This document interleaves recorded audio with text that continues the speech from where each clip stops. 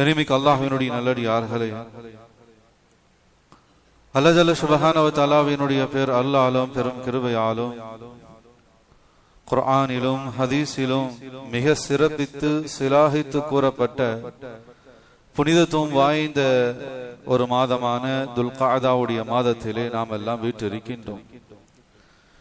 கனிமிக்கு அல்லாஹ்வினுடைய நல்லடியார்களே, இந்த மாதம், இதனுடைய நாட்கள், இதனுடைய இரவு பகல்கள் மகத்துவமானதாக இருந்து கொண்டிருக்கின்றது. எனவே ஒரு பாக்கியமான இரவு பகல்களை, ஒரு மாதத்தை நாம் அடைந்திருக்கின்றோம். அதிகமான முறையிலே நம்முடைய நேர காலங்களை அமல்களில் நாம் கவனம் செலுத்த கடமைப்பட்டிருக்கின்றோம். கனிமிக்கு அல்லாஹ்வினுடைய நல்லடியார்களே, அல்லாஹ்வுடைய பேர் அருளாலும் பெரும் கிருபையாலும் அமல்களில் மிக உணர்வு பூர்வமான ஒரு உணர்ச்சி ததும்பல் நிறைந்த ஒரு அமல் என்பதாக சொன்னால் ஹஜ்ஜுடைய அமலாக, குர்பானியினுடைய அமலாக இருந்து கொண்டிருக்கின்றது. எனவே அந்த உணர்ச்சி ததும்பல் நிறைந்த ஒரு மகத்தான பாக்கியமான ஹஜ்ஜுடைய அமலை இந்த ஆண்டு நிறைவேற்ற வேண்டும் என்பதற்காக உலகம் முழுவதிலும் இருக்கக்கூடிய லட்சோப லட்ச ஹுஜ்ஜாஜிகள் அல்லாஹ்வுடைய கிருபையிலே அந்த புனித பூமியை நோக்கி புறப்பட ஆரம்பித்து விட்டார்கள்.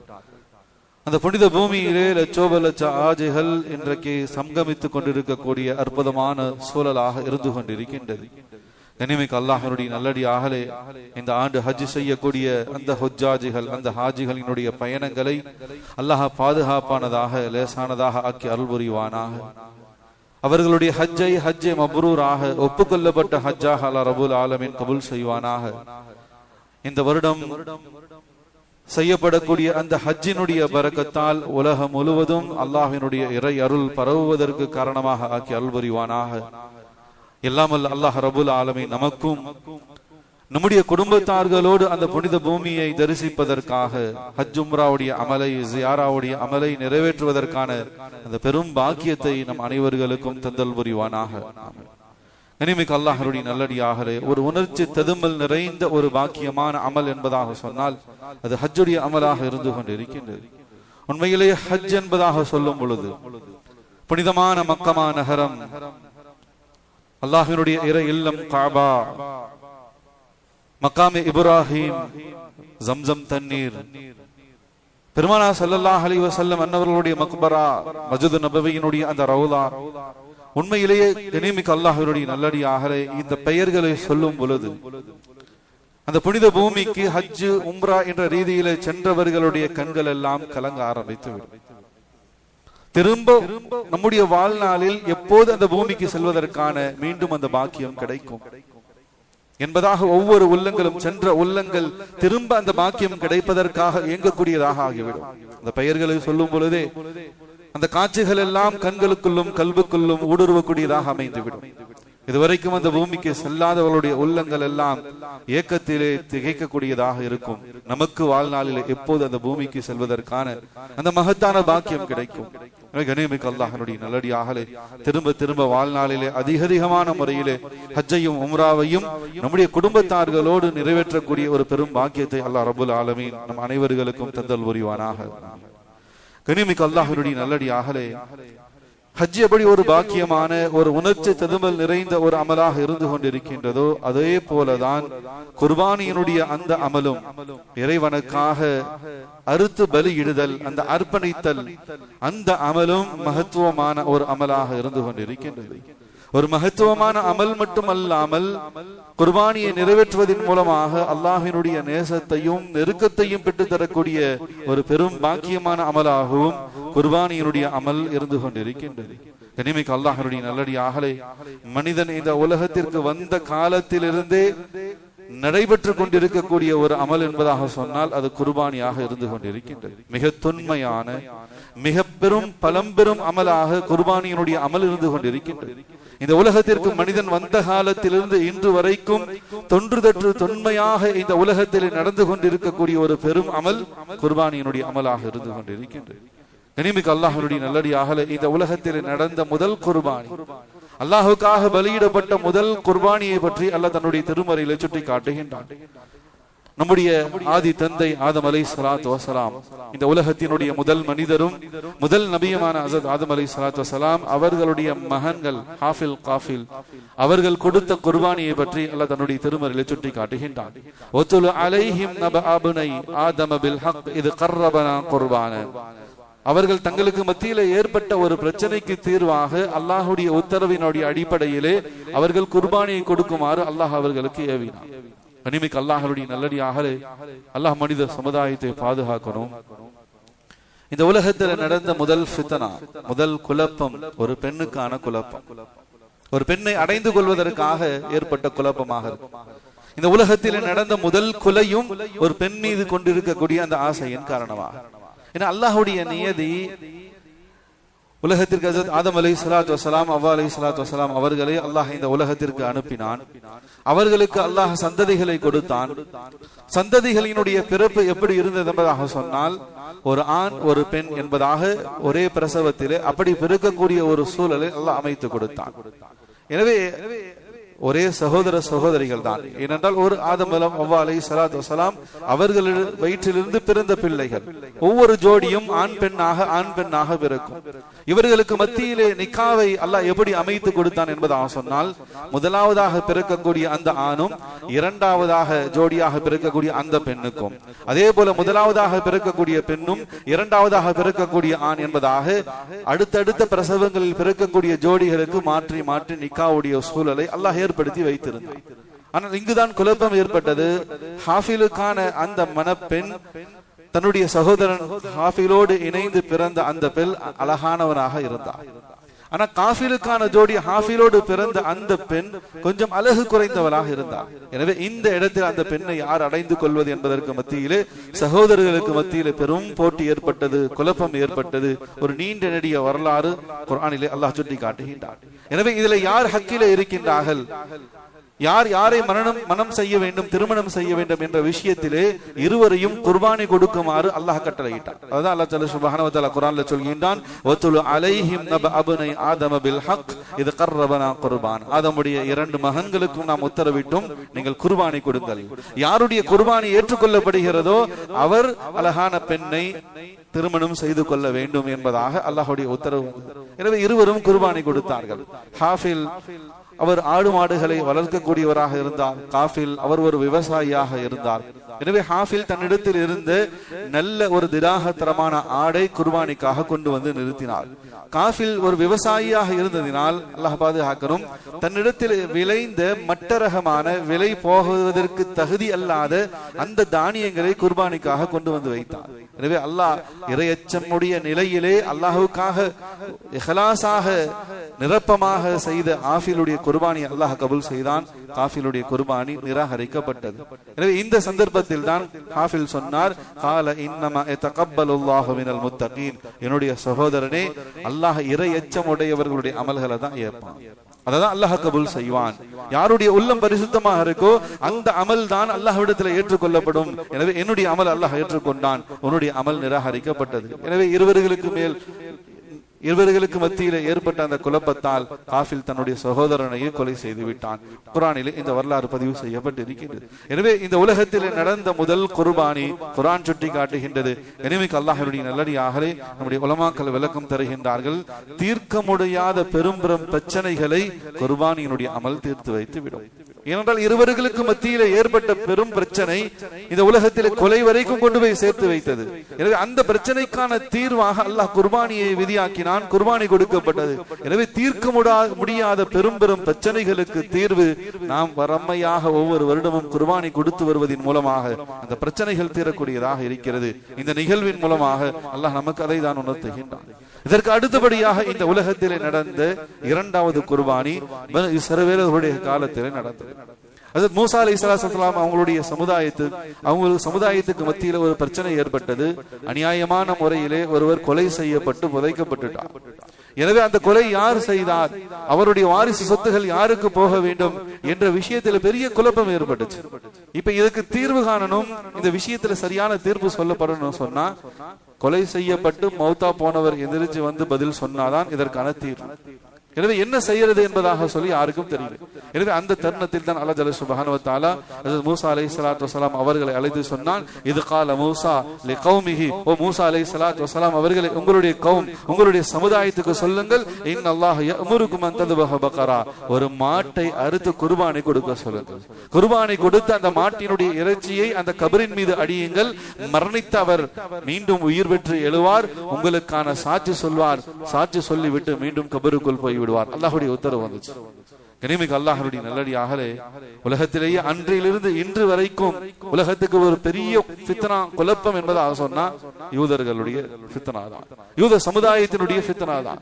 இன்றைக்கும் உலகத்தையே ஆட்டி படைத்துக் கொண்டு உலகத்தையே வழிகேடிலே கொண்டு போய் செலுத்திக் கொண்டிருக்கக்கூடிய ஒரு கூட்டம் யூதர்களுடைய சமுதாயம். அதனால நபி ஸல்லல்லாஹு அலைஹி வஸல்லம் சொன்னாங்க, காலிஃபுல் யஹூத வன் நஸாரா, யூத நசாராக்களுக்கு மாறு செய்யுங்க.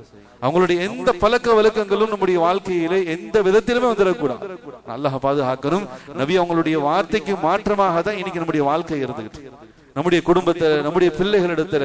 இனிமிக்கு அல்லாஹ்வுடைய நல்லடியாகலே, இன்னைக்கு யூதர்களுடைய அந்த யூத கிறிஸ்தவர்கள் ஐரோப்பிய உலகத்தினுடைய நவநாகரிக அந்த கலாச்சாரத்தினுடைய ஆடைகள், அவர்கள் தங்களுடைய தலைமுடியை வெட்டுவதை போல இன்றைக்கு நம்முடைய வாலிபர்கள் தங்களுடைய முடிகளை வெட்டி கொண்டு அவர்கள் அணியக்கூடிய அந்த ஆடைகள், அவர்களுடைய அந்த செலிப்ரேஷன் பார்ட்டிகள் என்பதாக சொல்லி இன்னைக்கு முழுக்க முழுக்க இஸ்லாம் சமுதாயம், அல்லாஹ் பாதுகாக்கணும், யூத நசாராக்களுடைய அந்த கலாச்சாரங்களில் முழுகி கிடக்கின்றது. நபி அவங்க சொன்னாங்க, காலிஃபுல் யஹூத வன் நஸாரா, யூத நசாராக்களுக்கு நீங்க மாறு செய்யுங்க. எனவே காலம் முழுவதும் அல்லாஹ்வுக்கும் அல்லாஹ்வுடைய இறை தூதர்களுக்கும் மாறு செய்வதையே தங்களுடைய வாழ்க்கையிலே இயல்பான ஒரு விஷயமாக ஆக்கி கொண்டு வாழ்ந்த சமுதாயம் தான் யூதர்கள். எனவே ஒரு பெரும் பிரச்சனை ஏற்படுது. அல்லாஹ் நேரடியாக அவர்களுக்கு வகை இறங்கி வழிகாட்டுகின்றான், நீங்க ஒரு மாட்டை அறுத்து குர்பானி கொடுங்கப்பா, அதன் மூலமாக உங்க பிரச்சனை தீர்ந்துரும். இதை கேட்டு ஒரு மாட்டை முடிச்சு அறுத்து குர்பானி கொடுத்திருந்தாங்க சொன்னா பிரச்சனை அதோட முடிஞ்சிருக்கும். ஆனா அல்லாஹ் பாதுகாக்கணும், கேள்வி மேல கேள்வி கேட்டான். காலுது வலனா ரப்பக யுபையின் லனா மாஹிய, காலுது வலனா ரப்பக யுபையின் லனா மாலவுனுஹா. மூசாவே, அல்லாஹ்விடத்துல கேளுங்க, அந்த மாடு எப்படி இருக்கும், அது கால மாடா பசு மாடா, அதனுடைய கலர் என்ன கலர்ல இருக்கும், அது விளைச்சலுக்குரிய மாடா அல்லது வீட்டு மாடா அல்லது காட்டு மாடா, இப்படி ஒன்றின் பின் ஒன்றாக கேள்வி மேல கேள்வி கேட்டு அல்லாஹ் பாதுகாக்க அந்த மாடு ஒரு கட்டத்துல கிடைக்கவே கிடைக்காது என்ற நிலைக்கு போயிடுச்சு. அல்லாஹ்வுடைய உத்தரவு, ஒரு மாட்டை முடிச்சு அருங்கப்பா, குர்பானை கொடுத்து அந்த மாட்டின் இறைச்சியை கபர்ல அடிங்க, அவர் எந்திரிச்சு பதில் சொல்லிட்டு போயிடுவார், முடிஞ்சு போச்சு, அறுத்து இருந்தாங்கன்னா. ஆனா யூத சமுதாயம் கேள்வி கேட்டு ஹஜ்ரத் மூசா அலைஹிஸ்ஸலாத்து வஸலாம் அவர்களையும் அவங்களுடைய சமுதாயத்தையும் மிகப்பெரிய நாசத்துக்கு தள்ளினாங்க. ஒவ்வொன்றாக கேட்டு கேட்டு கடைசியில் அதற்கு பதில் சொல்லி அந்த மாட்டை தேடி கண்டுபிடிச்சு அறுக்கிறதுக்குள்ள ஒரு யுகமே ஆயிடுச்சு. கனிமிக்கு அல்லாஹ்வுடைய நல்லடியாகலே, அல்லாஹ்வுடைய பெரிய கிருபையிலே கடைசியில் அந்த மாடு கிடைத்து அதை குர்பானை கொடுத்து அந்த இறைச்சியை கொண்டு அடிக்கப்பட்டு அந்த மரணித்த நபர் மீண்டும் எழுந்து சாட்சி சொல்லிவிட்டு மீண்டும் கபருக்குள்ள சென்று விட்டார். எனவே புதைக்கப்பட்ட நீதம் மீண்டும் உயிர் கொடுக்கப்பட்டு இந்த உலகத்தில் நிலைநாட்டப்பட்டது குர்பானியின் மூலமாக. இந்த உலகத்தில் நடந்த இரண்டாவது குர்பானி பனு இஸ்ரவேலுடைய காலத்தில் நடந்த அந்த குர்பானியாக இருக்கின்றது.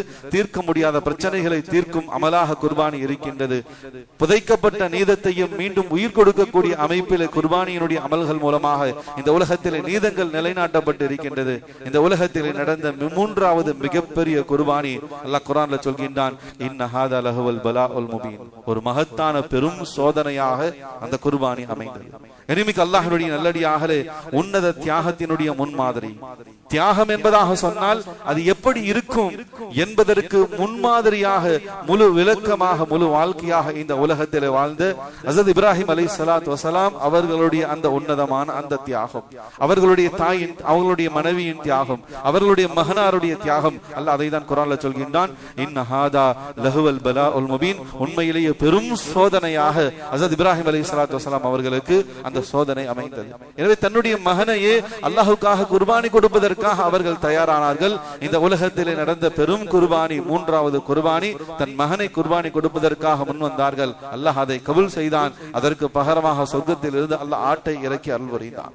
உலமாக்கள் கிதாபுகள் எழுதுறாங்க, அந்த சொர்க்கத்தில் இருந்து இறக்கப்பட்ட அந்த ஆடு எது என்பதாக சொன்னால், ஆதம் அலைஹிஸ்ஸலாத்து வஸலாம் அவருடைய மகன்களில் முதலாவது மகன் ஹாஃபில் கொடுத்த அந்த ஆடுதான் அல்லாஹ்விடத்திலே சொர்க்கத்திலே வளர்க்கப்பட்டு ஹஜ்ரத் இப்ராஹிம் அலைஹிஸ்ஸலாத்து வஸலாம் தன்னுடைய மகனை அறுக்கக்கூடிய அந்த தருணத்திலே இஸ்மாயில் அலைஹிஸ்ஸலாத்து வஸலாம் அவர்களுக்கு பகரமாக குர்பானிக்காக இந்த உலகத்திற்கு கொண்டு வரப்பட்டது என்பதாக உலமாக்கள் கிதாபுகள் எழுதுறாங்க. ஏன்னா இன்னமா தகப்பலல்லாஹு மினல் முத்தகீன். அல்லாஹ் நல்லடியார்களுடைய நல்ல பரிசுத்தமான நிலையிலே அவர்கள் செய்யக்கூடிய அந்த அமல்கள் அது கபூல் செய்யப்படுகின்றது, அல்லாஹ்வால் ஏற்றுக்கொள்ளப்படுகிறது. அதற்கு இது உதாரணமாக இருந்து கொண்டிருக்கின்றது. கண்ணியமிக்க அல்லாஹ்வுடைய நல்லடியார்களே, ஹஜ்ரத் இப்ராஹிம் அலைஹிஸ்ஸலாத்து வஸலாம் அவர்களுடைய அந்த தியாகம், இந்த இடத்துல யாருடைய தியாகம் பெரிது என்பதாக சொல்லி நாம் பிரித்து பார்க்க முடியாத அளவுக்கு உன்னதமான தியாகம். தந்தையின் தியாகம் பெரியதா, அல்லது தனையனின் தியாகம் பெரியதா, அல்லது தாயுடைய தியாகம் பெரியதா? பல நாட்களாக கிட்டத்தட்ட 100 ஆண்டுகளாக பிள்ளை செல்வம் இல்லாமல் அல்லாஹ்விடத்திலே துஆ செய்து மன்றாடி பெற்ற பிள்ளை ஹஜ்ரத் இஸ்மாயில் அலைஹிஸ்ஸலாத்து வஸலாம். அல்லாஹ்வுடைய உத்தரவு மகனை அறுத்து குர்பானி கொடுங்க, உடனடியாக தயாராயிட்டாங்க. எனவே ஆண்களை விட பெண்களுக்கு இன்னும் பலகீனம் அதிகம். தன்னுடைய பிள்ளைக்கு ஏதாச்சும் ஒண்ணுனா தாங்க மாட்டாங்க. ஆனா அன்னை ஹாஜர் அலைஹிஸ்ஸலாத்து வஸலாம் அவங்களிடத்துல ஷைத்தான் வந்து சொல்றான், இது போல உங்களுடைய கணவர் இப்ராஹிம் அலைஹிஸ்ஸலாத்து வஸலாம் மகனை அறுத்து குர்பானி கொடுக்கிறதுக்காக கூட்டிட்டு போயிட்டு இருக்கார். அன்னை ஹாஜர் அலைஹிஸ்ஸலாத்து வஸலாம் அவங்க அழகாக சொன்னாங்க, அல்லாஹ்வுடைய உத்தரவை நிறைவேற்றுவார், இதுல உனக்கு என்ன பிரச்சனை? ஷைத்தானை விரட்டி விட்டான். எனவே இந்த இடத்துல தந்தையின் தியாகம் பெருசா, தாயினுடைய தியாகம் பெருசா, தனையனின் தியாகம்? ஹஜ்ரத் இஸ்மாயில் அலைஹிஸ்ஸலாத்து வஸலாம் அந்த 9 வயது பாலகன் ஃபலம்மா பலஹ அஸ்லஹு, இஸ்மாயில் அலைஹிஸ்ஸலாத்து வஸலாம் அவங்க சொன்னாங்க, என்னுடைய தந்தையே அல்லாஹ்வுடைய கட்டளையை நீங்க நிறைவேற்றுங்க. அல்லாஹ் எனக்கு அறுத்து குர்பானி கொடுக்க சொன்னா தாராளமாக என்னை அறுத்து குர்பானி கொடுங்க என்பதாக சொல்லி ஹஜ்ரத் இஸ்மாயில் அலைஹிஸ்ஸலாத்து வஸலாம் அவர்கள் தங்களுடைய கழுத்தை கொண்டு போய் அந்த பாறாங்கல்ல வச்சாங்க. ஒரு அழகான நீண்ட நெடியவர். எனவே கண்ணியமிக்க அல்லாஹ்வுடைய நல்லடியார்களே, அல்லாஹ்வுக்காக இந்த உலகத்தில் நடந்த குர்பானிகளாக அதனுடைய வரலாறுகளாக இருந்து கொண்டிருக்கின்றது. ஹஜ்ரத் இப்ராஹிம் அலைஹிஸ்ஸலாத்து வஸலாம் அவங்களுடைய குடும்பம் செய்த அந்த தியாகத்தை இந்த உலகத்தினுடைய அழிவு நாள் வரைக்கும் நினைவு கூறப்பட வேண்டும் என்பதற்காக குர்பானியை அல்லாஹ் இந்த உம்மத்தின் மீது கடமையாக்கி விட்டார். ஹஜ்ரத் இஸ்மாயில் அலைஹிஸ்ஸலாத்து வஸலாம் அவர்கள் குர்பானிக்கு பதிலாக ஆட்டை அறுத்து குர்பானி கொடுத்ததின் மூலமாக அதில் அன்றைய நாளிலிருந்து இன்று வரைக்கும் கியாமத் நாள் வரைக்கும் ஒவ்வொரு முஸ்லிம்கள் மீதும் குர்பானி கொடுப்பது அந்த துல்ஹஜ்ஜினுடைய யௌமுன் நஹருடைய அந்த தினத்திலே கடமையாக இருந்து கொண்டிருக்கின்றது. கனிமிக்க அல்லாஹ்வுடைய நல்லடியார்களே, வரலாற்றிலே இன்னொரு குர்பானியும் பதிவு செய்யப்பட்டிருக்கின்றது.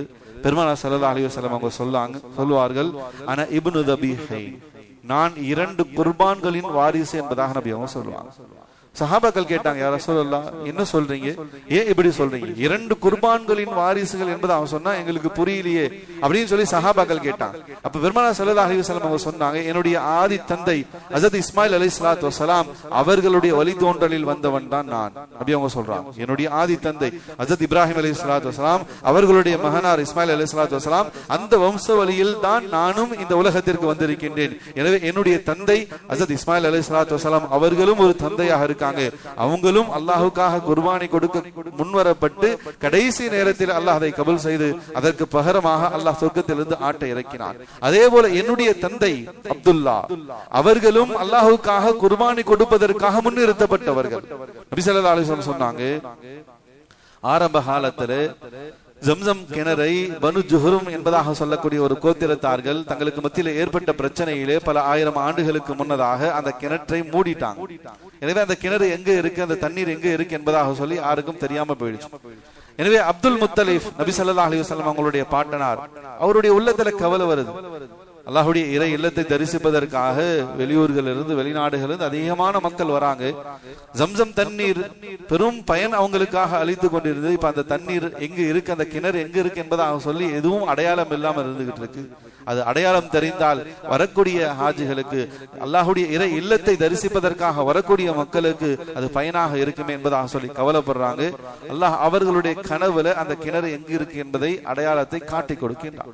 எனவே அதை கண்டுபிடிச்சு அந்த கிணறை அவர்கள் மீண்டும் தோண்டி எடுக்கிறார். இந்த சந்தர்ப்பத்தில் குறைஷிகளுடைய சமுதாயம், பனு ஹாஷிம் குறைஷிகளிலேயே உயர்ந்த சமுதாயம், அது ஹஜ்ரத் இப்ராஹிம் அலைஹிஸ்ஸலாத்து வஸலாம் அவர்களுடைய சந்ததிகள் வழித்தோன்றல் வழியாக பெருமானார் ஸல்லல்லாஹு அலைஹி வஸல்லம் அவர்கள் வரைக்கும் வரக்கூடிய ஒரு வம்ச வழியாக இருக்கின்றது பனு ஹாஷிம், குறைஷி குலத்திலேயே உயர்ந்த குலம். எனவே பனு ஹாஷிம் அல்லாத குறைஷிகள் அப்துல் முத்தலிப் இடத்துல வந்து சண்டை போடுறாங்க.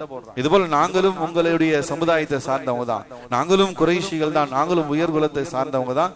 எனவே இந்த ஜம்சம் கிணற்றிலே இந்த நீரிலே எங்களுக்கும் பங்கு இருக்கின்றது, இதிலே நாங்களும் உரிமை கொண்டாடுவோம், இதை நாங்களும் பராமரிப்போம், இதை நாங்களும் கைப்பற்றுவோம் என்பதாக சொல்லி அவர் இடத்துல சண்டை போட்டான். அப்ப அப்துல் முத்தலிப் சொன்னார், இல்ல இல்ல, இது பனு ஹாஷிமுடைய சமுதாய, பனு ஹாஷிமுடைய வம்சாவளியை சார்ந்ததாக தான் இருந்து கொண்டிருக்கின்றது. குறைஷிகளான உங்களுக்கு இதுல எந்த பங்கும் இல்லை. எனவே இருவர்களுக்கு மத்தியில விவாதங்கள் ஏற்பட்டுச்சு. கடைசியாக குறைஷிகள் முடிவு செஞ்சாங்க, இது போல ஊர்ல ஒரு பெண்மணி இருக்காங்க, அவங்க குறி பாக்குறவங்க, ஜோசியம் பாக்குறவங்க. அந்த பெண்மணி சில விஷயங்கள் நிறைய சரியாக சொல்லி இருக்காங்க. அவங்க இடத்துல போய் நாம என்ன செய்வோம், குறி கேட்போம், அவங்க என்ன சொல்றாங்களோ அதை கட்டுப்படுவோம். ஆனால் அப்துல் முத்தலிஃபுக்கு இதுல உடன்பாடே கிடையாது. யாரோ ஒரு பெண்மணி இணை வைப்பில ஈடுபட்டு இருக்கக்கூடிய அந்த பெண்மணி வந்து சொல்லக்கூடிய விஷயத்தை கேட்டு ஜம்சம் கிணறு நான் எப்படி விட்டு கொடுக்க முடியும், மனம் இல்லை. ஆனால் முடிவு செய்யப்பட்டது. எனவே அந்த பெண்ணை சந்திப்பதற்காக குறைஷிகளும் அப்துல் முத்தலிஃபினுடைய குடும்பத்தார்களும் போய் கொண்டிருக்காங்க. இந்த தருணத்துல சஃபர்ல, அந்த பிரயாணத்துல எல்லோரும் கொண்டு வந்த தண்ணீர், உணவுகள் எல்லாமே தீர்ந்து போயிடுச்சு. ரொம்ப கடுமையான தாகம், பாலைவன அந்த வெயில்ல. இந்த நேரத்தில் அல்லாஹ் ஜல்ல சுப்ஹானஹு வ தஆலா தன்னுடைய வல்லமையினால் அப்துல் முத்தலிஃபுக்கு மட்டும் மழை இறக்கி வச்சு, அவர் மேல மட்டும் மழை பொழிந்தது. அவருடைய தண்ணீர் தேவைக்கான அந்த தேவை மட்டும் நிவர்த்தி செய்யப்பட்டது. மக்கள் எல்லாம் பார்த்தாங்க, ஓஹோ, உண்மையிலேயே இந்த ஜம்சம் கிணறுக்கு உரித்தானவர் அப்துல் முத்தலிஃப், பனு ஹாஷிம் கிளையை சார்ந்தவர்கள் தான். எனவே அதனால்தான் அல்லாஹ் அவருக்கு மட்டும் தனியாக மலையை இறக்கி அவருக்கு உதவி செஞ்சிருக்கான். எனவே இந்த விஷயத்துல இதுக்கு மேல நாம ஏதாச்சும் முயற்சி செஞ்சா அது நமக்கு ஆபத்தாக முடிஞ்சிடும். எனவே அப்துல் முத்தலிஃப் இடத்திலேயே ஜம்சம் கிணற்றினுடைய பொறுப்பை ஒப்படைச்சலான்னு சொல்லி அந்த பெண்ணை சந்திப்பதற்கு முன்னதாகவே முடிவு செஞ்சுட்டு திரும்ப மக்காவுக்குள்ள வந்துடுறான். இந்த தருணத்துல தான் அப்துல் முத்தலிஃப் ஒரு நியதி செய்கின்றார், அல்லாஹ் இந்த ஜம்சம் கிணற்றை மீண்டும் பனு ஹாஷிம் குடும்பத்திலே தன்னிடத்திலேயே அல்லாஹ் அதை ஒப்படைத்ததின் காரணமாக அல்லாஹுக்கு நன்றி செலுத்தும் விதமாக அவங்க ஒரு நியதி செஞ்சாங்க. அல்லாஹ் இந்த ஜம்சம் கிணறு திரும்பவும் எங்கள் குடும்பத்துக்கு கிடைத்ததின் காரணமாக எனக்கு 10 ஆண் பிள்ளைகள் பிறந்தால் அதுல ஒரு ஆண் பிள்ளையை உனக்காக நான் குர்பானி கொடுக்கிறேன் அப்படின்னு சொல்லி நியதி செஞ்சுட்டாங்க. அந்த நியத்தின் பிரகாரமே அல்லாஹுடைய பெரிய கிருபை, அவங்களுக்கு 10 ஆண் பிள்ளைகளை அல்லாஹ் கொடுத்தான். எனவே 10 ஆண் பிள்ளைகள் பிறந்த பிறகு அப்துல் முத்தலிஃப் ஒரு நாள் தன்னுடைய அந்த நேர்ச்சை, தன்னுடைய அந்த நியத் அவருக்கு நினைவுக்கு வருகின்றது. எனவே அந்த நியத்தை, அந்த நேர்ச்சையை நிறைவேற்ற வேண்டும் என்பதற்காக ஊருக்கு மத்தியில ஒன்று கூடி தன்னுடைய 10 மகன்களையும் நிப்பாட்டி வச்சிருக்காங்க. 10 மகன்களுடைய பெயர்களும் ஒரு சீட்ல எழுதப்பட்டு அது ஒரு குடுவையில போட்டு அந்த சீட்ல ஒரு சீட்டை எடுத்து யாருடைய பெயர் வருதோ அவரை குர்பானி கொடுக்கலாம் அப்படின்னு சொல்லி மசோதா செய்யப்பட்டு, எனவே சீட்டு குலுக்கி போடப்பட்டது. சீட்டு குலுக்கி போட்டப்பட்ட உடனே அந்த சீட்டை எடுத்து பாக்குறாங்க. பார்த்தா அப்துல்லாஹுடைய பெயர், நபி ஸல்லல்லாஹு அலைஹி வஸல்லம் அவர்களுடைய தந்தையுடைய பெயர் வருது. ஆனா அப்துல் முத்தலிஃபுக்கு நபியினுடைய தந்தை அப்துல்லாவின் மீது ஆக பிரியமாக இருந்தார்கள். ரொம்ப நேசத்துக்குரிய பிள்ளையாக அப்துல்லா இருந்தாங்க. எனவே இந்த பிள்ளையை போய் குர்பானி கொடுக்கிறதா மனசு இல்லை. திரும்ப திரும்ப சீட்டு குலுக்கி போடப்பட்டுச்சு. 3 முறையும் அப்துல்லாஹுடைய பெயர் தான் வந்துச்சு. எனவே இதுக்கு என்ன செய்யறது, அப்துல்லாவை குர்பானி கொடுக்கிறதுக்கு அப்துல் முத்தலிஃபுக்கு மனம் இல்லை. எனவே அப்போ யோசனை சொல்லப்பட்டுச்சு, சரி ஒரு சீட்ல அப்துல்லாவுடைய பெயரை எழுதுங்க, இன்னொரு சீட்ல 10 ஒட்டகம் இதற்கு பகரமாக குர்பானி கொடுக்கப்படும் அப்படின்னு சொல்லி ஒட்டகத்தினுடைய பெயரை எழுதி போடுங்க. குலுக்கி போடப்பட்டுச்சு. அப்போதும் அப்துல்லா. 2வது முறையாக 20 ஒட்டகம் அப்துல்லா, அப்போதும் அப்துல்லா. இப்படியே கிட்டத்தட்ட 100 ஒட்டகங்கள் அப்துல்லா என்பதாக குலுக்கி போட்ட தருணத்துல அப்துல்லாவுடைய பெயருக்கு பகரமாக 100 ஒட்டகங்களுடைய பெயர் அந்த சீட்ல வந்துச்சு. எனவே அப்துல் முத்தலிஃப் 100 ஒட்டகங்களை அறுத்து தன்னுடைய அப்துல்லாவுக்கு பதிலாக, மகனுக்கு பதிலாக குர்பானி கொடுத்தார்கள் என்ற வரலாறு பதிவு செய்யப்பட்டிருக்கு. இதைதான் நபி ஸல்லல்லாஹு அலைஹி வஸல்லம் அவங்க சொன்னாங்க, அன இப்னு தபீஹைன், நான் 2 குர்பான்களின் வாரிசாக இருக்கேன். ஒன்று ஹஜ்ரத் இஸ்மாயில் அலைஹிஸ்ஸலாத்து வஸலாம் அவர்கள் என்னுடைய ஆதி தந்தை, அவர்களும் குர்பானிக்காக முன் நிறுத்தப்பட்டார்கள். அதே போல என்னுடைய தந்தை அப்துல்லா அவர்களும் குர்பானி கொடுப்பதற்காக அல்லாஹ்வுக்காக முன்னிறுத்தப்பட்டார்கள். எனவே 2 குர்பான்களினுடைய வாரிசாக நான் இருந்து கொண்டிருக்கிறேன் என்பதாக பெருமானார் ஸல்லல்லாஹு அலைஹி வஸல்லம் அவங்க சொல்லியிருக்காங்க. கரீமிக்க அல்லாஹ்வுடைய நல்லடியார்களே, குர்பானியினுடைய அமல் அந்த அளவுக்கு ஒரு உயர்ந்த உன்னதமான பாக்கியமான அமலாக இருந்து கொண்டிருக்கின்றது. குர்பானியை நாம் நிறைவேற்றுவதன் மூலமாக, குர்பானி கொடுப்பதின் மூலமாக அல்லாஹ்வுடைய பெரிய கிருபையிலே நபிமார்கள், நபி ஸல்லல்லாஹு அலைஹி வஸல்லம் சஹாபாக்களினுடைய அந்த சங்கிலி தொடரை நாமும் பற்றி பிடிக்கின்றோம். நாம் குர்பானி கொடுப்பதின் மூலமாக சஹாபாக்களும் நபிமார்களும் பிடித்த அந்த சங்கிலியை, அந்த ஒரு கயிற்றை நாமும் நம்முடைய கையிலே ஏந்தக்கூடியவர்களாக இருந்து கொண்டிருக்கின்றோம். எனவே அந்த தருணத்திலே அப்படிப்பட்ட ஒரு மகத்தான அமலை நிறைவேற்றுவதன் மூலமாக உணர்வு பூர்வமான ஒரு நினைவு அதிர்வலைகளை அது ஏற்படுத்தக்கூடியதாக இருக்கு. ஏன்னா இந்த அமலை காலம் காலமாக, இந்த உலகம் தோன்றிய காலத்திலிருந்து, முதல் மனிதர் ஹஜ்ரத் ஆதம் அலைஹிஸ்ஸலாத்து வஸலாம் அவங்களுடைய காலத்திலிருந்து, மனிதன் இந்த உலகத்திற்கு வாழ வந்த அந்த காலத்திலிருந்து நடந்து கொண்டிருக்கக்கூடிய ஒரு மகத்தான அமல் குர்பானி. எனவே அந்த அமலை நாமும் நிறைவேற்றும் பொழுது, எனவே நபிமார்கள் பிடித்த அந்த சங்கிலி தொடரை, நபி ஸல்லல்லாஹு அலைஹி வஸல்லம் அவர்கள் பிடித்த அந்த சங்கிலி தொடரை, சஹாபாக்கள் பிடித்த அந்த சங்கிலி தொடரை, அந்த அமலை நாமும் செய்கிறோம். அந்த சங்கிலி தொடரை நாமும் நம்முடைய கையால் பற்றி பிடிக்கிறோம். அந்த அளவுக்கு ஒரு உணர்வுபூர்வமான நினைவு அதிர்வலைகளை ஏற்படுத்தக்கூடிய ஒரு பெரும் பாக்கியமான அமலாகத்தான் குர்பானி இருந்து கொண்டிருக்கின்றது. கனிமிக்க அல்லாஹ்வுடைய நல்லடியார்களே, அனைவரும் குர்பானி கொடுக்கும். சரி, யார் மீது குர்பானி கடமை? குர்பானி கொடுப்பதற்கான அந்த எலிஜிபிள் என்ன? யார் அதற்கு தகுதி பெற்றவர்களாக இருந்துகிட்டு இருக்காங்க? ஷரியத்துடைய அடிப்படையில் அதனுடைய நிசாப் ஹதீஸ்ல பதிவு செய்யப்பட்டிருக்கின்றது. 87.5 கிராம் தங்கம் அல்லது 612.5 கிராம் வெள்ளி அல்லது அந்த 612.5 கிராம் வெள்ளியினுடைய மதிப்பு, சொத்து, காசு, பணம், ஏதாவது ஒரு வசதி வாய்ப்பு அந்த அமைப்பில் இருந்தது என்பதாக சொன்னால் அவர்கள் அனைவர் மீதும் குர்பானி கடமையாகின்றது. இன்னும் நமக்கு புரிகிற விதத்தில் சொல்ல வேண்டும் என்பதாக சொன்னால் 612.5 கிராம் வெள்ளி, இன்றைக்கு ஒரு கிராம் இன்றைய மார்க்கெட்டினுடைய அடிப்படையிலே ஒரு கிராம் வெள்ளியினுடைய மதிப்பு 110 ரூபாய் வைக்கிறது. எனவே அந்த அடிப்படையிலே கிட்டத்தட்ட 67,400 ரூபாய் அந்த காசோ அல்லது அந்த மதிப்புடைய ஏதாவது சொத்துக்களோ செல்வங்களோ அந்த வசதிகளோ யாரிடத்தில் இருக்கின்றதோ அவர்கள் அனைவர்கள் மீதும் குர்பானி கடமையாகின்றது. நாம கவனிக்க வேண்டிய விஷயம், 67,000 ரூபாய் காசாகவோ அல்லது அந்த மதிப்புடைய பொருளாகவோ யாரிடத்தில் எல்லாம் இருக்கின்றதோ அவர்கள் அனைவருமே குர்பானி கொடுப்பதற்கு கடமையானவர்களாக இருந்துகிட்டு இருக்காங்க. கனிமிக்க அல்லாஹ்வுடைய நல்லடியார்களே, இன்னும் நமக்கு விளங்கக்கூடிய அமைப்பில் நாம சொல்லணும் என்பதாக சொன்னால், யாரிடத்திலெல்லாம் இன்னைக்கு ஆண்ட்ராய்டு மொபைல் இருக்கும், அல்லாஹ் பாதுகாக்கிறோம், இன்னைக்கு இருக்கக்கூடிய எல்லோருடைய பாக்கெட்ல இருக்கக்கூடிய மொபைல் குறைஞ்சபட்சம் 30,000 40,000 ரூபாய் கீழே கிடையாது. எனவே ஒரு அத்தியாவசிய பொருள் என்பதை விட இன்றைக்கு ஒரு ஆடம்பரமான ஒரு பொருளாகவும் அது பயன்படுத்தப்பட்டு கொண்டிருக்கு. ஆடம்பரமான எத்தனையோ வீட்டு வசதி பொருட்கள் எல்லாம் நம்முடைய வீடுகள் இருக்கு. ஆனா அவங்க சொல்றாங்க, எங்களுக்கு எல்லாம் குர்பானி கடமை இல்லை, எங்க இடத்துல வசதி இல்லை, கடன் அதிகமா இருக்கு, அதனால நாங்கெல்லாம் குர்பானி கொடுப்பதற்கு தகுதி இல்லை என்பதாக சொல்லி நமக்கு நாமே நம்மை ஏமாற்றிக் கொண்டிருக்கின்றோம். எனக்கு நியமிக்க அல்லாஹ்வுடைய நல்லடியாக ஒரு மொபைல் போன் 50,000 ரூபாய் 60,000 ரூபாய் 1 லட்சம் ரூபாய் வரைக்கும் செலவு செய்து இன்னைக்கு வாங்கி பயன்படுத்தக்கூடியவர்கள் மக்கள் இருந்துகிட்டு இருக்காங்க. ஆனா குர்பானி கொடுக்கக்கூடிய விஷயத்துல நாங்க தகுதி இல்லை அப்படின்னு சொல்லி ஒதுங்குறாங்க. அல்லாஹ்வுடைய நல்லடியார்களே, இந்த அமைப்பில் யாருக்கெல்லாம் தகுதி இருக்கின்றதோ அவர்கள் அனைவர்கள் மீதும் குர்பானி கடமையாக இருக்கின்றது. ஒன்று, ஒரு ஆடு வாங்கி குர்பானி கொடுக்கணும், இல்லை என்பதாக சொன்னால் கூட்டு குர்பானியிலேயாவது இணைந்து நம்முடைய குர்பானியை நாம் நிறைவேற்ற வேண்டும். ஒரு மகத்தான அமல். நபிமார்கள், நபி ஸல்லல்லாஹு அலைஹி வஸல்லம் அவர்கள் உலகம் படைக்கப்பட்ட காலத்திலிருந்து முதல் மனிதரிலிருந்து ஒரு தொன்மையான பழம்பெரும் அமலாக குர்பானி இருந்து கொண்டிருக்கின்றது.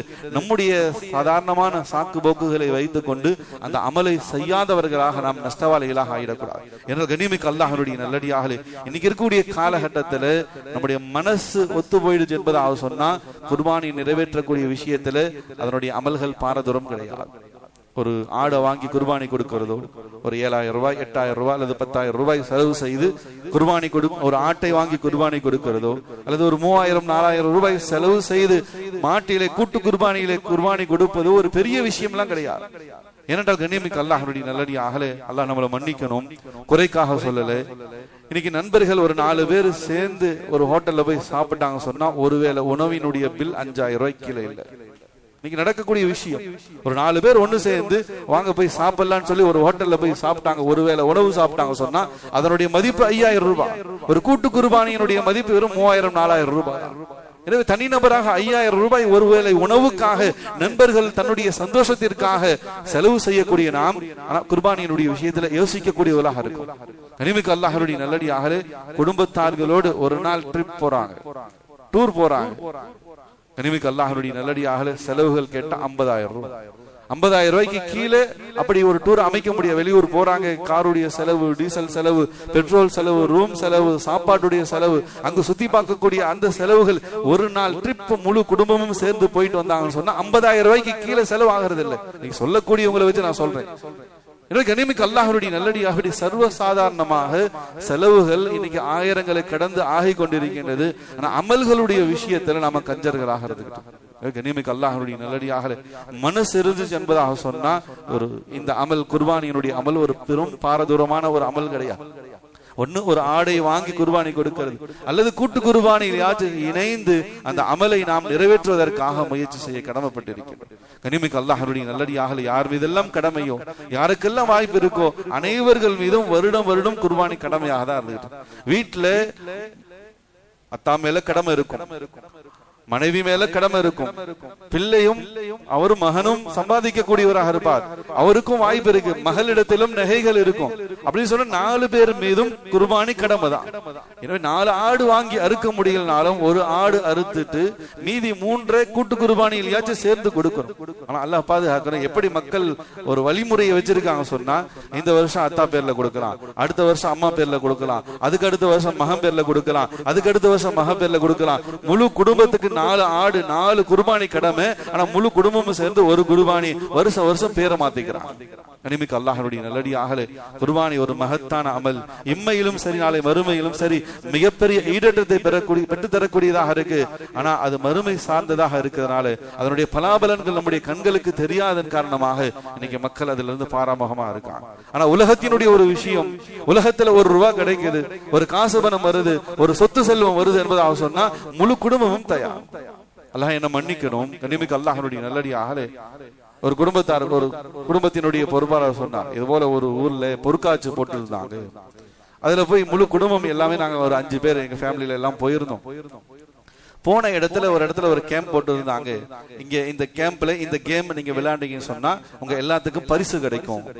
எனவே நாங்க குடும்பம் எல்லாருமே விளையாண்டு எல்லாருமே நாங்க ஜெயிச்சிட்டோம், உங்க எல்லாத்துக்கும் பரிசு இருக்கு, ஆனா இங்க கொடுக்க மாட்டோம், உங்க பேர்கள் எல்லாம் பதிவு செய்யப்படும், உங்களுடைய தகவல் சொல்லுங்க, உங்களுடைய போன் நம்பர் கொடுங்க, உங்களுடைய அட்ரஸ் கொடுங்க, எல்லாத்தையுமே எழுதி வாங்கிக்கிட்டாங்க.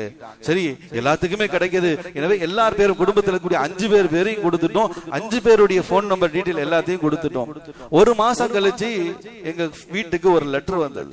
அந்த லெட்டரை பிரிச்சு பார்த்தா அவர்கள் பரிசெல்லாம் எது அனுப்பல, 5 பேர்லயும் இன்சூரன்ஸை ஃப்ரீயா புக் பண்ணிருக்காங்க, லைஃப் இன்சூரன்ஸை ஃப்ரீயா புக் பண்ணிருக்காங்க. முதல் மாத டியூ அந்த கம்பெனி கட்டி இருக்கு, மீதி மாசம் நீங்க கட்டணும். அப்பதான் அவரு சொன்னா நாங்க ஏமாந்துட்டோம், ஏதோ பரிசு கொடுக்க போறாங்க, ஏதாச்சும் பொருள் கொடுக்க போறாங்க, ஏதாச்சும் ஃப்ரிட்ஜ் வரப்போகுது, ஏதாச்சும் கார் வரப்போகுது, தங்கம் கொடுக்க போறாங்க, வெள்ளி கொடுக்க போறாங்க நினைச்சு நாங்க பேரெல்லாம் பதிவு செஞ்சுட்டு வந்தா எங்க எல்லாரையும் மாசம் ₹300, 5 பேர் மேலேயும் ₹300 மாசம் டியூ கட்டுற மாதிரி இன்சூரன்ஸை போட்டு ஆரம்பிச்சிடான். இன்சூரன்ஸ் நமக்கு ஹலால் கிடையாது.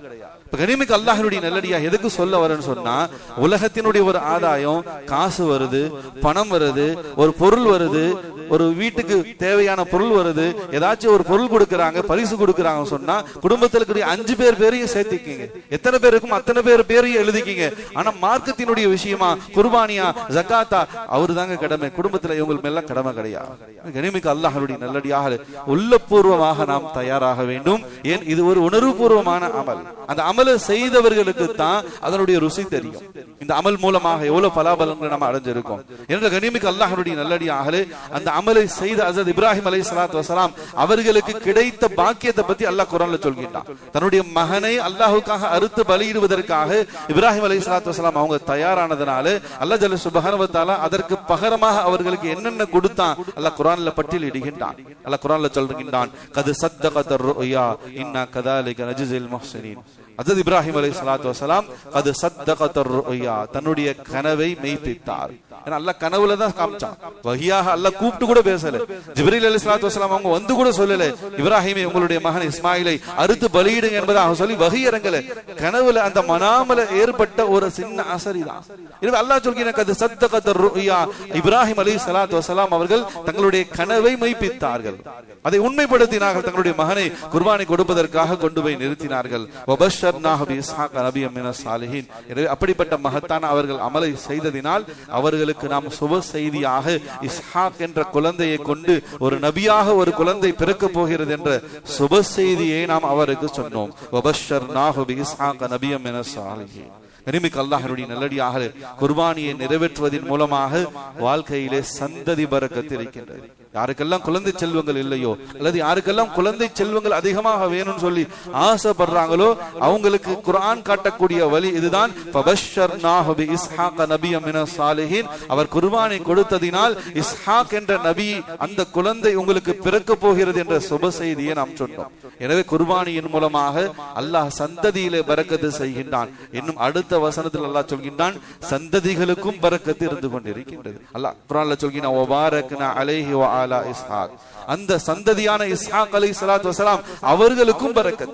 குர்பானியின் மூலமாக சந்ததிகளுக்கும் பரக்கத், சந்ததியிலும் பரக்கத்து செய்கின்றான், சந்ததிகளுக்கும் அல்லாஹ் பரக்கத்து செய்கின்றான். மேலும் அல்லாஹ் சொல்கின்றான் கதாலிக நஜ்ஸில் முஹ்ஸினீன், யாரெல்லாம் இந்த குர்பானியை நிறைவேற்றுகின்றார்களோ அவர்களுக்கும் சந்ததியிலும் பரக்கத், அவர்களுடைய சந்ததிகளுக்கும் பரக்கத், அவர்களுடைய வாழ்க்கையிலும் நாம் பரக்கத்தை ஏற்படுத்துகின்றோம். அந்த அளவுக்கு ஒரு பாக்கியமான அமல் குர்பானியை நிறைவேற்றுவதன் மூலமாக அல்லாஹ் நமக்கும் சரி நம்முடைய பிள்ளைகள் நம்முடைய வம்சவழிகள் எல்லாவற்றுக்கும் அல்லாஹ் பரக்கத்தை ஏற்படுத்துகின்றான். நாளை மறுமையிலே நம்மை சொர்க்கத்திலே கொண்டு சேர்க்கக்கூடிய வாகனமாகவும் குர்பானியினுடைய அந்த பிராணி இருந்து கொண்டு இருக்கின்றது. கண்ணியமிக்க அல்லாஹ்வுடைய நல்லடியார்களே, இன்னும் 1 மாத காலங்கள் இருக்கின்றது. அதனால்தான் முன்கூட்டியே நம்ம சொல்றோம். நெருக்கத்துல அதனுடைய சிறப்புகளை சொல்லி எல்லாம் குர்பானி கொடுங்க, தயாரிப்பு செய்யறது கொஞ்சம் சிரமம் தான். பலவிதமான சிக்கல்கள், பலவிதமான பொருளாதார தேவைகள், கடன் பிரச்சனைகள், எல்லோரும் அதை நாம் அனுதினமும் ஒவ்வொரு மாதமும் சந்தித்துக் கொண்டுதான் இருக்கோம். அல்லாஹ் ரப்புல் ஆலமீன் நம்முடைய அத்தனை பிரச்சனைகளையும் லேசாக்கி வைக்கணும், நம்முடைய அனைவருடைய கடன்களையும் அல்லாஹ் தீர்த்து வைக்கணும். அல்லாஹ்விடத்தில் நம்ம துஆ செய்வோம். ஆனா குர்பானியினுடைய அமல் பல செலவுகளுக்கு மத்தியிலே நாம் குர்பானியும் நம்முடைய வாழ்க்கையிலே நம்முடைய செலவுகள்ல ஒரு முக்கியமான ஒரு அமல் நாம எடுத்துக்கொண்டு ஒன்று கூட்டு குர்பானியில 3000 ரூபாய் 4000 ரூபாய் செலவு செய்து குர்பானியை நிறைவேற்றுவது. ஆடு கொடுப்பதற்காக வசதி இருந்துச்சு என்பதை அவன் சொன்னான். ஆட்டை அறுத்து குர்பானி கொடுப்பது மகத்தான ஒரு பெரும் அமலாக இருக்கின்றது. எனவே மன ரீதியாகவும் சரி மால் ரீதியாகவும் சரி இப்போது இருந்தே குர்பானிக்காக நாம் தயாராக வேண்டும். கிட்டத்தட்ட இன்றைக்கு ஒரு பிறை துல்காத 4-5 இருந்து கொண்டிருக்கின்றது. இன்னும் சரியாக 34 நாட்கள் இருந்து கொண்டிருக்கின்றது குர்பானிக்கான நாள். எனவே இப்போது இருந்தே நாம முயற்சி செய்தோம் என்பதாக சொன்னால் நிச்சயமாக கூட்டு குர்பானியின் மூலமாகவோ அல்லது ஒரு ஆட்டை வாங்கி குர்பானி கொடுப்பதற்காக நிச்சயமாக நம்மால் முடியும். எனவே கண்ணியமிக்க அல்லாஹ்வுடைய நல்லடியார்களே, ஒரு மகத்தான பெரும் அமல் காலம் காலமாக இந்த உலகத்தில் மனிதன் தோன்றிய காலத்திலிருந்து தொடர்ந்து நடந்து கொண்டிருக்கக்கூடிய ஒரு பெரும் அமல், தொன்மையான பழம்பெரும் அமலாக இருந்து கொண்டிருக்கின்றது. அல்லாஹ்வுடைய நெருக்கத்தையும் நேசத்தையும் பெற்று தரக்கூடிய ஒரு உயர்ந்த அமலாக குர்பானி இருந்து கொண்டிருக்கின்றது. எனவே மன ரீதியாகவும் மால் ரீதியாகவும் நாம் இப்போது இருந்தே நம்மை தயார்படுத்திக் கொள்ள கடமைப்பட்டு இருக்கின்றோம்.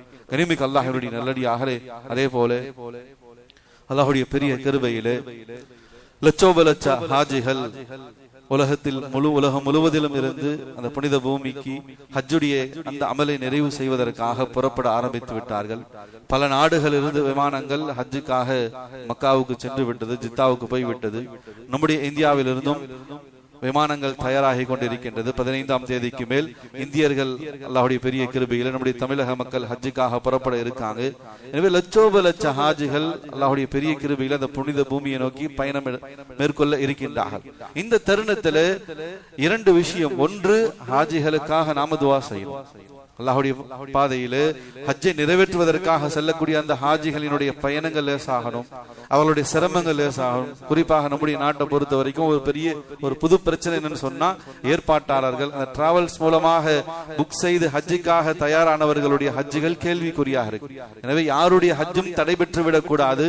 யாரெல்லாம் இந்த வருடம் ஹஜ்ஜு செய்வதற்காக முயற்சி செஞ்சாங்களோ, பணம் கட்டினார்களோ, அவர்கள் அனைவர்களுக்கும் ஹஜ்ஜுடைய பாக்கியம் கிடைக்கணும்னு சொல்லி அல்லாஹ்விடத்தில் நாம் முதல் கட்டமாக ஹாஜி ஹாஜிகளுக்காக துஆ செய்ய கடமைப்பட்டிருக்கிறோம். இரண்டாவது, ஹாஜிகளிடத்தில் நாம் துஆ செய்ய சொல்லியும் வேண்ட வேண்டும். இது நபியினுடைய வளமை. நபி ஸல்லல்லாஹு அலைஹி வஸல்லம் அவங்க ஹாஜிகளிடத்தில் துஆ செய்ய சொல்லி இருக்காங்க. ஹஜ்ரத் உமர் ரலியல்லாஹு தஆலா அவங்க உம்ராவுக்காக மதீனாவில இருந்து கிளம்புறாங்க. இது உம்ரா செல்றதுனால நபி ஸல்லல்லாஹு அலைஹி வஸல்லம் என்ன செஞ்சாங்கன்னா, உமர் ரலியல்லாஹு தஆலாவுடைய கரத்தை பிடிச்சுக்கிட்டு மதீனாவினுடைய எல்லை வரைக்கும் வந்தாங்க வழி அனுப்புறதுக்காக. நம்ம ஊர்ல இருந்து யாராச்சும் ஹாஜிகள் போறாங்கன்னு சொன்னா அவங்கள நாம வழி அனுப்புறோம். அவங்களுடைய இறுதி வரைக்கும் அவங்களோட பயணித்து அவங்களுடைய துவாவை நாம பெறணும். இங்க நபி அவங்க உமர் ரலியல்லாஹு தஆலாவுடைய கரத்தை பிடிச்சுக்கிட்டு மதீனாவினுடைய எல்லை வரைக்கும் போய் ஹஜ்ரத் உமர் ரலியல்லாஹு தஆலாவுடைய கரத்தை பற்றி பிடிச்சிட்டு சொன்னாங்க, லா தன்சானா யா உமர் மின் துஆஇக. கனிமிக்க அல்லாஹ்வுடைய நல்லடியார்களே, ஒரு பெரும் வார்த்தையை நபி அவங்க சொன்னாங்க, ஓ உமரே, லா தன்சானா மின் துஆஇக. நீங்க பாக்கியமான இடத்துக்கு போறீங்க, உங்களுடைய துஆவுல நம்மளையும் கொஞ்சம் ஞாபகம் வச்சுக்கோப்பா அப்படின்னு சொல்லி சொன்னாங்க. கனிமிக்கு அல்லாஹ்வுடைய நல்லடியார்களே, காலமெல்லாம் இந்த சமுதாயம் நாயகத்தினுடைய கரத்தை பிடித்துக் கொண்டு யா ரசூலல்லாஹ் எங்களுக்காக துஆ செய்யுங்க, எங்களுக்காக துஆ செய்யுங்க. நமக்கு துஆ செய்யறது நான் எப்படின்னு கத்து கொடுத்தவங்க நபி அவங்க. அல்லாஹ்விடத்துல எப்படி துஆ செய்யணும், எப்படி அழுகணும், எப்படி கண்ணீர் சிந்தணும், அல்லாஹ்விடத்துல எப்படி உதவி பெறணும், எல்லாத்தையும் நமக்கு கற்றுக் கொடுத்த பெருமானார் ஸல்லல்லாஹு அலைஹி வஸல்லம் உம்ராவுக்காக செல்லக்கூடிய உமர் ரலியல்லாஹு தஆலா அவங்களுடைய கரத்தை பிடிச்சுக்கிட்டு சொல்றாங்க, லா தன்சானா மின் துஆஇக யா உமர், ஓ உமரே, நீங்க அல்லாஹ்வுடைய புனித பூமிக்கு உம்ராவுக்காக போறீங்க, எனக்காக துஆ செய்யுங்க. அப்ப அந்த பயணம் ஹஜ் என்ற ரீதியிலே, உம்ரா என்ற ரீதியிலே அந்த புனித பூமிக்கு செல்லக்கூடிய அந்த பயணம் எவ்வளவு மேன்மைக்குரியதாக இருக்கும். காலமெல்லாம் நபியிடத்துல துஆவை வேண்டிய இந்த சமுதாயம் இந்த இடத்துல உம்ராவுக்கு போகக்கூடிய உமர் ரலியல்லாஹு தஆலா இடத்துல நபி அவங்க சொல்றாங்க, உமர் நீங்க துஆ செய்யுங்க, நீங்க போகக்கூடிய இடம் அவ்வளவு பாக்கியமானது. எனவே ஹாஜிகள் இடத்துல நாம முசாபஹா செய்து நம்முடைய மனசுக்குள்ள அவங்களுடைய விஷயத்துல ஏதாச்சும் முன்பின் இருந்துச்சு, குரோதங்கள் இருந்துச்சு, பகை இருந்துச்சு, எல்லாத்தையும் மறந்துட்டு அல்லாஹ்விடத்துல அவங்க அல்லாஹ்வுக்காக அவங்கள முசாபஹா செஞ்சு எங்களுக்காக துஆ செய்யுங்க, எங்களையும் நினைவு வச்சுங்க, எங்களுடைய குடும்பத்தையும் நினைவு வச்சுங்க, எங்களுடைய மஹல்லா, எங்களுடைய மஸ்ஜித், எங்களுடைய மதரசா இதற்காக துஆ செய்யுங்கன்னு சொல்லி ஹாஜிகளை வழி அனுப்பக்கூடிய சந்தர்ப்பத்தில் அவர்களிடத்தில் நாம் துஆ வேண்ட வேண்டும். அதே சந்தர்ப்பத்தில் அவர்களுக்கு நாம துஆ செய்து அனுப்பணும். நபி ஸல்லல்லாஹு அலைஹி வஸல்லம் அவங்க அதையும் செஞ்சிருக்காங்க. அது சாலிம் இப்னு அப்துல்லா ரஹ்மத்துல்லாஹி அலைஹி இப்னு உமர் ரலியல்லாஹு தஆலா அவங்களுடைய மகனார். உமர் ரலியல்லாஹு தஆலா அவங்களுடைய பேரன் சாலிம் ரஹ்மத்துல்லாஹி அலைஹி அவங்க சொல்றாங்க, என்னுடைய தந்தை இப்னு உமர் ரலியல்லாஹு தஆலா அவங்க சொல்வாங்க, நபி ஸல்லல்லாஹு அலைஹி வஸல்லம் அவங்க யார் எந்த சஃபர் செய்தாலும், ஏதாவது ஒரு வியாபார ரீதியாக அல்லது அல்லாஹ்வுடைய பாதையில போருக்காக அல்லது ஹஜ் உம்ராவுக்காக யார் சஃபராக கிளம்பினாலும், யார் பயணத்துக்கு தயாரானாலும் அவர்களுக்காக நபி ஸல்லல்லாஹு அலைஹி வஸல்லம் அவர்களை வழி அனுப்பக்கூடிய சந்தர்ப்பத்தில் நபி அவங்க துஆ செய்வாங்க, அஸ்தௌதிஉல்லாஹ தீனக வ அமானதக வ ஹவாத்திம அமலிக. அல்லாஹ் உங்களுடைய தீன்ல, உங்களுடைய மார்க்கத்துல, உங்களுடைய ஈமான்ல, உங்களுடைய இஸ்லாம், உங்களுடைய செயல்கள்ல அல்லாஹ் உறுதியும் பாதுகாப்பையும் ஏற்படுத்துவானாக. நல்ல முறையில போயிட்டு நல்ல முறையில திரும்பி வாங்கன்னு சொல்லி அவர்களுக்காக நபி அவங்க துஆ செய்து அனுப்புவாங்க. எனவே ஹாஜிகள் அல்லாஹ்வுடைய பெரிய கிருபையில் ஹஜ்ஜுக்காக புறப்பட்டு கொண்டிருக்கக்கூடிய இந்த தருணத்துல அவர்களிடத்துல நாம் நமக்காக துஆ செய்ய, கேட்க, தர்ஹா செய்ய கடமைப்பட்டிருக்கும். அவர்களுக்காக நாமும் துஆ செய்ய கடமைப்பட்டு இருக்கின்றோம். கண்ணியமிக்க அல்லாஹ்வினுடைய நல்லடியார்களே, அல்லாஹ் ரப்புல் ஆலமீன் நம் அனைவர்களையும் பொருந்தி கொள்வானாக. இந்த ஆண்டு ஹஜ் செய்ய இருக்கக்கூடிய ஹாஜிகளை அல்லாஹ் கபூல் செய்வானாக. அவர்களுடைய பயணங்களை அல்லாஹ் லேசாக்கி அருள் புரிவானாக. அல்லாஹ்வுடைய பெரிய மகத்தான பேர் அருளால் பலவிதமான பொருளாதாரத்தினுடைய கடனுடைய தடைகள் எல்லாம் இருந்தாலும் அல்லாஹ் ரப்புல் ஆலமீன் நம் அனைவர்களுக்கும் குர்பானி கொடுக்கக்கூடிய அந்த வசதி வாய்ப்புகளை ஏற்படுத்தி தந்தல் புரிவானாக. நம் அனைவர்களுக்கும் நம்முடைய குடும்பமாக, நம்முடைய மஹல்லாவாக, மஹல்லா ஜமாத்தாக இணைந்து புனிதமான அந்த பூமிக்கு உம்ரா ஹஜ் செல்வதற்கான அந்த பாக்கியத்தையும் அல்லாஹ் ரப்புல் ஆலமீன் நம் அனைவர்களுக்கும் தந்தல் புரிவானாக. வ ஆகிரு தஅவானா அல்ஹம்துலில்லாஹி ரப்பில் ஆலமீன். அஸ்ஸலாமு அலைக்கும் வரஹ்மத்துல்லாஹி தஆலா வபரகாத்துஹு.